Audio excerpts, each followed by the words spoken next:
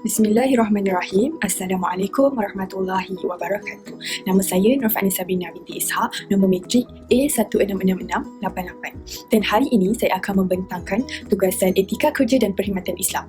Jadinya saya telah memilih satu tajuk yang menarik untuk dibentangkan, iaitu etika kerja cemerlang menurut perspektif Islam. Mari kita mulakan dengan pengenalan.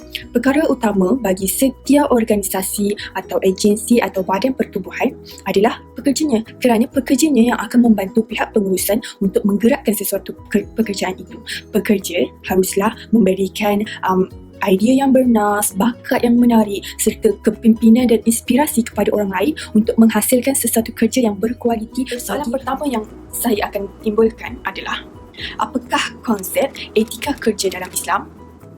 Yang pertama, etika bermaksud disiplin atau peraturan yang menentukan sesuatu perbuatan itu baik ataupun buruk, ataupun tingkah laku atau perlakuan ke arah kebaikan dan kemaafan kehidupan. Etika juga diterjemahkan sebagai peraturan atau budi bahasa atau peraturan adat antara manusia dengan kerjayanya. Tujuan ilmu dituntut adalah untuk mengamalkan, kerana ilmu adalah asas kepada setiap amal perbuatan kita. Islam mengambil kira aspek kebertanggungjawaban pekerja dalam menjalankan tugasnya seperti penilaian prestasi kerja, kualiti kerja, kecekapan kerja, kelebihan ilmu, pengetahuan dan daya kepimpinan seseorang pekerja itu sendiri. Seterusnya, saya akan menerangkan apakah itu etika kerja cemerlang menurut perspektif Islam. Menurut Mustafa Daud, etika kerja cemerlang ialah tata cara dan etika kerja di kalangan kaki tangan, pengurusan atasan dan pekerja bawahan. Tata cara yang baik itu antaranya rajin, gigih, bercipta, kreatif, inovatif, semangat kerjasama yang tinggi, kerja berpasukan, berintegriti, berdisiplin, bersikap untuk berusaha meningkatkan prestasi. Ia mahu di akhirat. Jadi di sini saya akan terangkan beberapa nilai-nilai yang baik yang cemerlang menurut perspektif Islam. Nilai yang pertama adalah nilai bijak, adil, berani dan ikhlas. Menurut Abu Hamid Al-Ghazali berpendapat bahawa nilai utama dalam akhlak yang membentuk kecemerlangan terbahagi kepada 4. Jadi, yang pertama adalah Al-Hikmah. Al-Hikmah ini bermaksud kebijaksanaan atau kesesuaian ilmu dengan amal dan tindakannya.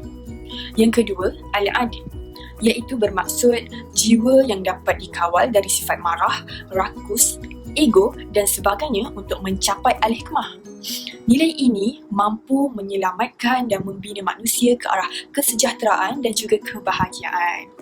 Okey, kita pergi kepada nilai yang ketiga, iaitu As-Saja'ah. As-Saja'ah bermaksud keberanian. Keberanian iaitu kekuatan, keteguhan hati dalam mempertahankan kebenaran, tidak berundur kerana dicela, tidak berundur kerana dicela dan tidak maju kerana dipuji. Dan yang terakhir menurut Abu Hamid Al-Ghazali, Al-Iffah. Al-Iffah ini bermaksud kemuliaan, iaitu mempunyai kemuliaan dengan menjaga maruah diri daripada melakukan perbuatan yang dilarang oleh Allah lah, menjaga dirinya supaya sentiasa dalam peliharaan Allah.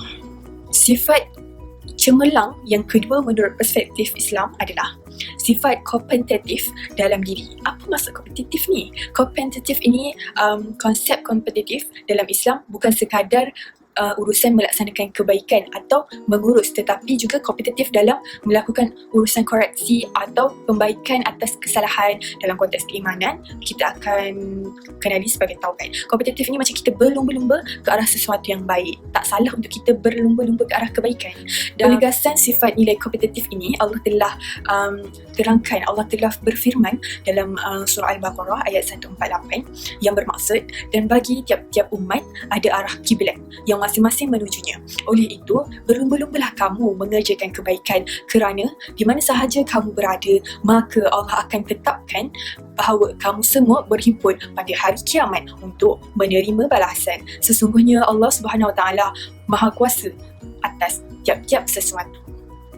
Jadi, etika kerja yang cemerlang seterusnya adalah kerja yang halal. Kerja yang halal merupakan sumber rezeki pekerjaan kita yang halal. Dia pastikan pekerjaan kita tidak mengandungi unsur yang haram ataupun syubhah. Hal ini kerana setiap yang kita makan akan menjadi darah daging kita dan akan mempengaruhi akhlak dan tingkah laku manusia. Sebagai ketua keluarga ataupun orang yang bekerja membantu menyara keluarga, kita hendaklah memberi makan dan minum kepada ahli keluarga kita dengan duit yang halal. InsyaAllah sumber yang halal itu akan diredai oleh Allah dan hidup kita berkat sepanjang hidup di dunia dan di akhirat. Berdasarkan firman Allah Subhanahu Wa Taala dalam surah Al-Baqarah ayat 168, Allah berfirman yang bermaksud, wahai manusia sekalian, makanlah dari apa yang ada di bumi yang halal lagi baik, dan janganlah kamu ikut jejak langkah syaitan, kerana sesungguhnya syaitan itu ialah musuh yang terang nyata bagi kamu. Jelas ya, di sini Islam sangat melarang umatnya terlibat dengan gejala yang tidak sihat sepanjang kita bekerja. Contohnya seperti gejala rasuah atau riba. Kerana riba atau rasuah kemungkinan akan kita berlaku penindasan terhadap orang lain. Rasuah adalah penerimaan atau pemberian suapan sebagai upah atau perbuatan yang berkaitan dengan tugas rasmi. Suapan berbentuk wang ataupun kenaikan pangkat ataupun hadiah ataupun bonus. Ini tidak sihat. Okay? Jadi kita diharamkan, tidak sama sekali dibenarkan dalam Islam untuk mengamalkan benda ini. Kerana Allah juga mengharamkan riba. Allah juga mengharamkan rasuah. Dalam firman-Nya dalam surah Al-Baqarah, Allah telah menghalalkan jual beli dan mengharamkan riba. Terang-terang di sini Allah menegaskan, Allah bagi kita, Allah halalkan kita berniaga, tapi jangan ada riba. Okey, seterusnya kita pergi kepada poin yang keempat, iaitu antara etika kerja cemerlang ialah keseimbangan kerja dengan tuntutan akhirat. Dalam pekerjaan kita perlu menyeimbangkan yang mana dunia, yang mana akhirat, supaya kita tak tertinggal kedua-duanya sekali. Menurut tafsiran Syekh Qutb, Islam sangat mementingkan keseimbangan antara keperluan rohani dan jasmani. Sebagai contoh, tidak terlalu mengejar-ngejarkan harta sehingga meninggalkan akhirat ataupun ibadah, dan tidak terlalu mengejar-ngejar ibadah sehingga meninggalkan pekerjaan untuk mencari harta dan kesenangan di dunia.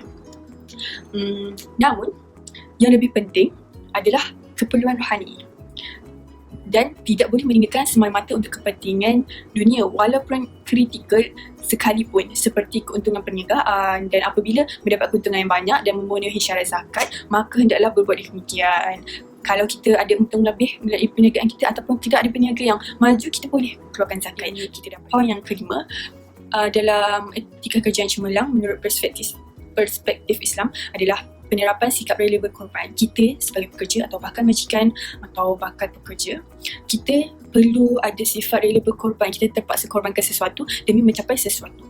Menurut Syekh Qutb lagi, umat Islam sangat dituntut menyemai semangat rela berkorban dari pelbagai aspek seperti jiwa, harta, keluarga dan sebagainya untuk memakmurkan bumi sebagai khalifah dalam diri masing-masing. Kalau kita nak bekerja, kita terpaksalah berpisah dengan keluarga. Ada pula kedua keluarga, tak ada pula setengah keluarga yang bapanya kerja berjauhan dan dia terpaksa berjauhan dengan keluarga. Ada yang terpaksa berjauhan dengan pasangan demi mencari mata pencarian, demi mencari sumber yang halal.